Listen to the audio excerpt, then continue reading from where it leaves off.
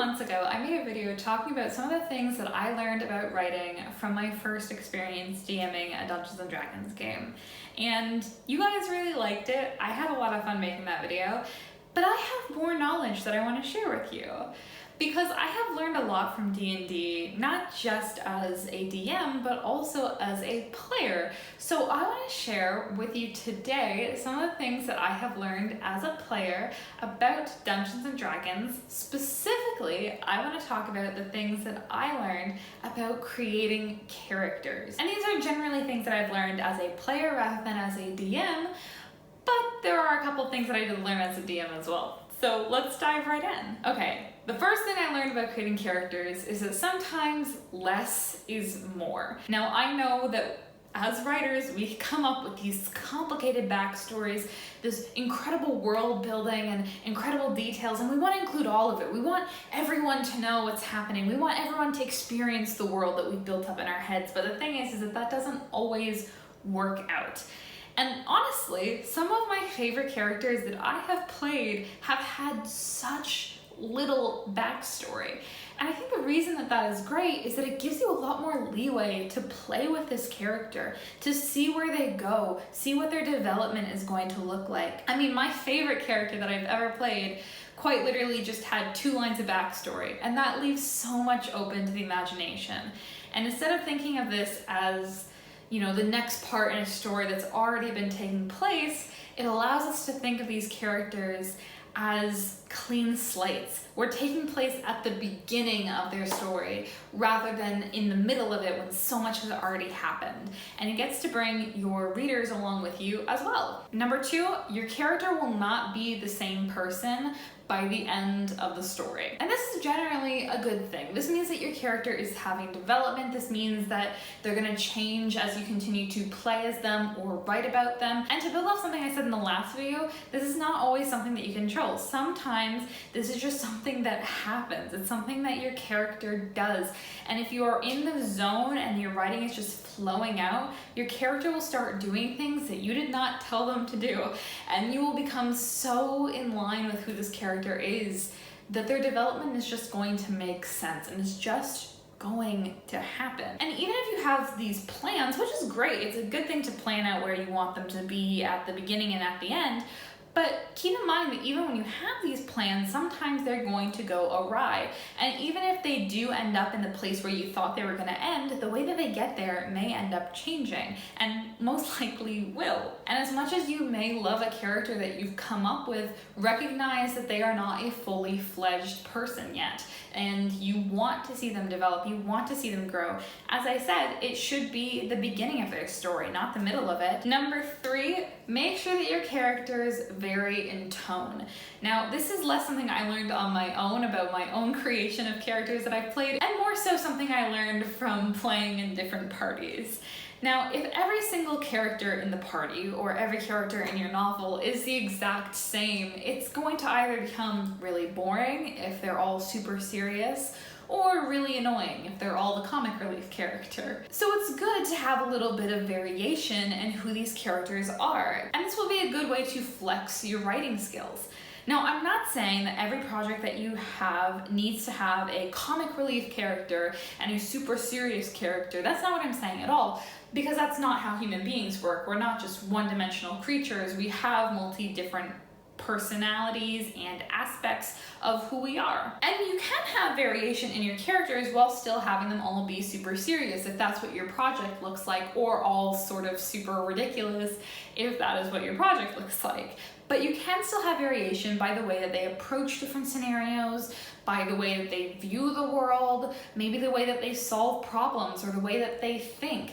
That can be a way to have some variation. They may all be super serious characters, but one may be incredibly by the book, very bureaucratic, while another person is still super serious, but is willing to break the rules sometimes in order to get things done. That is something that you can do to keep your characters fitting in the theme and the tone of what you are writing, while still having that variation of who they are as people. Number 4, the strangest and smallest details can give the most characterization to the characters you create. I'm sure all of us who've played D&D are used to our DMs asking questions about your characters.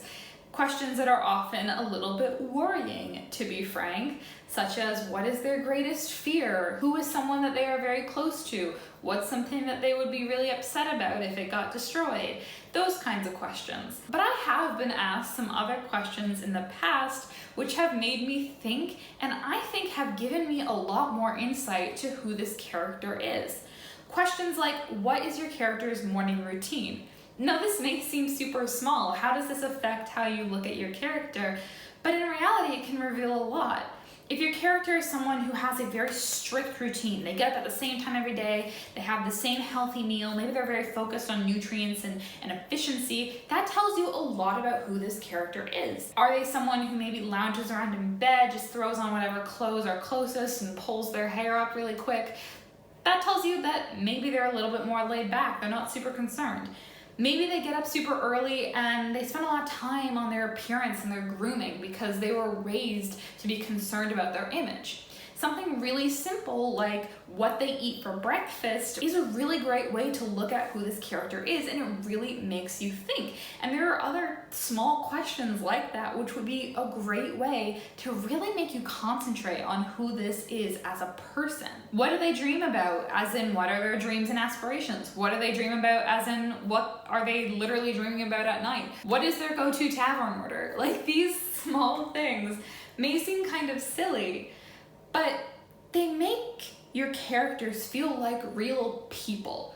Because instead of being these big ideas, the hero or the ingenue or whatever their role is in your story, having these small details in the back of your mind that you're able to maybe work in can add some really interesting characterization and end up making them feel more human, feel more relatable. Because often it is the smallest details that can be relatable to us. Not all of us can relate to fighting a dragon or being knighted or chasing after the princess, but all of us can relate to, not wanting to get out of bed in the morning because you stayed up late playing Baldur's Gate 3, or placing an order for your favorite food at your favorite restaurant.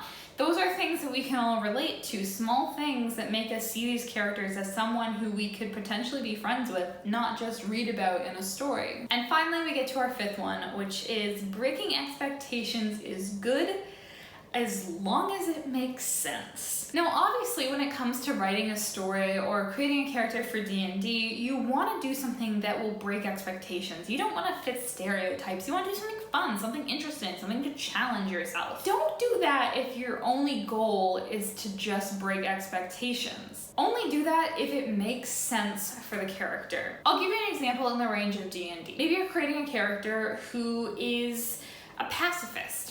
Someone who's never fought anyone in their lives, and they're really not interested in violence or blood. Maybe they're a little bit squeamish. Something you could do to break expectations with that character that wouldn't make sense is making them a barbarian or any sort of fighter class. Because you've made them that way, you're going to have to use those skills that you've given them, the only skills that they have being things like fighting. And that does not make any sense for your character. It doesn't make any sense for the mechanics of the game. It doesn't make any sense for the story. Why would they have the sort of training and abilities that they do if they were a pacifist? But a way that you could maybe defy expectations while still having it make sense is maybe make them a Githyanki or an orc if you're playing D&D and not Baldur's Gate, because the Githyanki are raised to be warriors.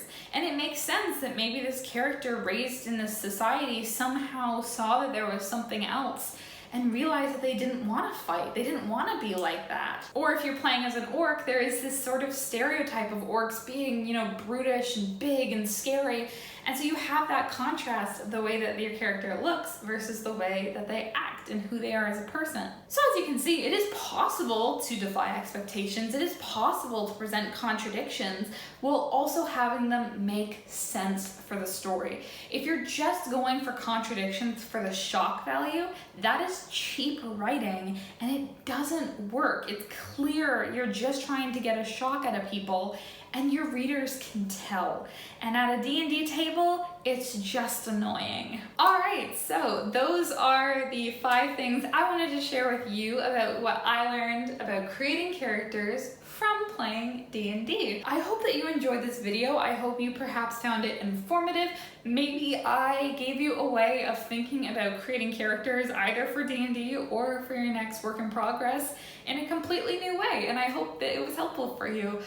But I hope you enjoyed. If you did, maybe share any advice that you have as well for creating characters down in the comments. I'd love to hear if any of you have learned anything from D&D or just in general that you think would be useful. Maybe you have some more of those small questions I mentioned that you think would help people to think about their characters in new ways. But that's it today. I hope you enjoyed, and I will see all of you lovely people in the next video. Bye!